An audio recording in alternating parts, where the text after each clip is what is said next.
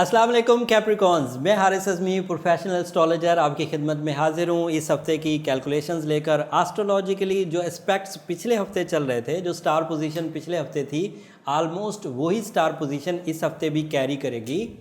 लेकिन इस हफ्ते में प्लस पॉइंट ये है कि पिछले हफ्ते से ज़्यादा मेच्योर वीक है ये, और इस मेच्योरिटी की वजह से जो प्रेडिक्शंस हैं वो ज़्यादा इफेक्टिव, ज़्यादा रिलायबल और ज़्यादा फास्ट अंदाज से आपकी ज़िंदगी में आएंगी। इन प्रेडिक्शंस में जो पॉजिटिव चीज़ है वो 6th हाउस की है, दैट इज़ आइडियल। और इस आइडियल पोजीशन की वजह से जो नेगेटिव इम्पैक्ट ऑफ सैटर्न था, जो रेट्रोग्रेड होकर दोबारा आपको साढ़े जैसा माहौल दे रहा था, उसने आपको 3 नुकसान देने होते हैं। एक नुकसान था सेहत से रिलेटेड, और वो ये छठे घर की पॉजिटिविटी की वजह से वो नहीं होगा। दूसरा नुकसान था रिलेशनशिप की तरफ, जिसमें रिलेशनशिप क्राइसिस आ सकते थे, रोमानवी डिज़ास्टर पैदा हो सकता था, रोमांस का प्रपोज नहीं कर सकते थे, या जिसकी वजह से रिलेशनशिप में जो अचीव हो चुके हैं रिलेशनशिप उसमें कोई कमज़ोरी आ सकती थी, वो भी नहीं आएगी चाहे 60-70 वाला बिहेवियर हो जाए, बिकॉज के वीनस आपके 5वें घर में, तो वो इन दोनों चीज़ों को रिकवर कर देगा। बट एक ट्रबल आ सकती है, वो है कैरियर से रिलेटेड, क्योंकि जब 60-70 वाला इशू होता है तो मादी ज़िंदगी में, मटेरियल लाइफ में जो माली फ़वायद हैं उसमें कुछ कमी आ जाती है। तो आपको वो कमी 2 हाउसेस से पूरी हो सकती थी, 2nd हाउस से और 10th हाउस से, और ये दोनों हाउस खाली हैं। तो इसका मतलब हुआ कि रोमानवी डिज़ास्टर वीनस की वजह से नहीं आएगा, चाहे सैटर्न रेट्रोग्रेड भी चल रहा हो। एंड जो सेहत की खराबियां आनी थी वो नहीं आएंगी, क्योंकि सन आपके 6th हाउस में है, तो जिस्मानी खराबी से बच गए, बीमारी नहीं आएगी, या जो astrological negative impact on your health होता है वो नहीं आएगा। एंड नेगेटिविटी ऑन योर रोमानवी दुनिया, रोमांस सेक्टर से वो नहीं आएगी। बट सैटर्न कैरियर को थोड़ा डिस्टर्ब करेगा, तो उस सेक्टर में आपने मोहतात रहना है। अब मैं इन चीज़ों को थोड़ा तरतीब से बयान करता हूँ। 5th हाउस में यूरेनस है एंड 5th हाउस में वीनस है।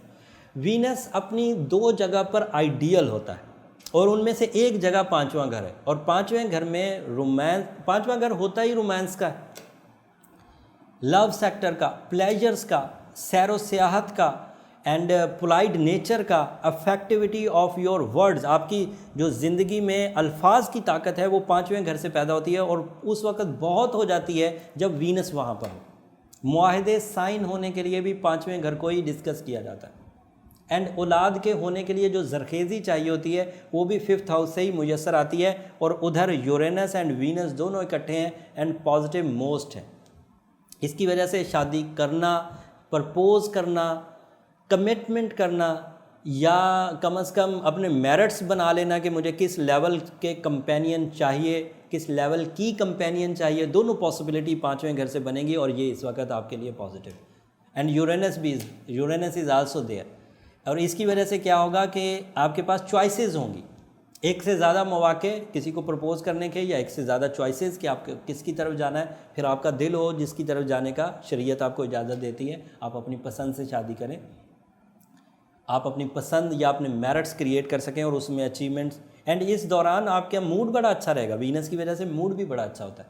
एंड वीनस की वजह से छोटी खुशियाँ बढ़ जाती हैं, बारिशें अच्छी लगती हैं, फूल खिले हुए अच्छे लगते हैं, शामें सुहानी लगती हैं, रात का होना अच्छा लगता है, दिन का चढ़ना अच्छा लगता है। दीज आर द पॉसिबिलिटी जो प्लेजर लेवल्स को बढ़ाते हैं। ये वीनस आपके अंदर हिस्से लताफत बढ़ा देता है, शगुफ्तगी में इन्हेंसमेंट होती है, नफीस होता जाता है बंदा, और वीनस आपके 5वें है। तो ये प्लस पॉइंट कैप्रिकॉनियंस के लिए।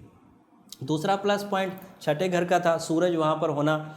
अगर कोई कैप्रिकॉनियन दिल के मर्ज़ में मुब्तला था, तो इन खुशियों और सूरज की छठे घर में अपीयरेंस से वो अपने अज़ाए रईसा की इस मर्ज़ से या तो बाहर आ जाएगा, अगर थोड़ा सा मर्ज़ था, और अगर ज़्यादा मर्ज़ था तो कम से कम फाइटिंग स्पिरिट ज़रूर क्रिएट हो जाएगी, लाइक इम्यूनिटी लेवल, क़ुव्वत मुदाफ़ियत जो बीमारी से लड़कर बीमारी को धकेलती है, तो ये सूरज के छठे घर में आने की वजह से होती है। ये तो एक मर्ज़ हो गया, अदरवाइज़ छठे घर में सूरज हो तो एज इफ़ेक्ट नहीं आता, वक्त बढ़ता जाता है, बट वक्त के बढ़ने से जो चेहरे पर हमारे असर आते हैं उम्र का, वो कम हो जाता है।